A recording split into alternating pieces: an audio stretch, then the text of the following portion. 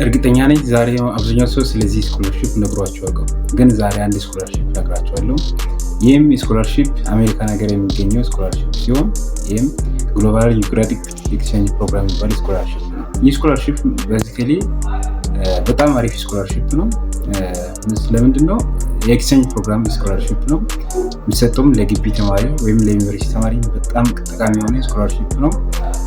የስኮላርሺፑ በደንብ ዲቴይል ዛሬ በዚህ ቪዲዮ እናያለን። በመጀመሪያ ይህን ቪዲዮ ላይክ አድርጉ፣ ሰብስክራይብ አድርጉ፣ አካውንቴንም ሼር አድርጉ፣ የደወል ምልክቷንም ተጫዋናትና አዳዲስ ቪዲዮዎችን ስለቅ እናንተ ጋር ይደርሳል። ይሄ ስኮላርሺፕ ቤዚካሊ የሚያወራው የአሜሪካ ኤክስቼንጅ ፕሮግራም እንዳለን ይሄ ግሎባል ዩክራቲክ ኤክስቼንጅ ፕሮግራም ተብሎ ይጠራል፣ ወይም ስኮላርሺፕ ተብሎ ይጠራል። የሚሰጠው አሜሪካን ሀገር ለ5 ወር የሚቆይ የስኮላርሺፕ ነው።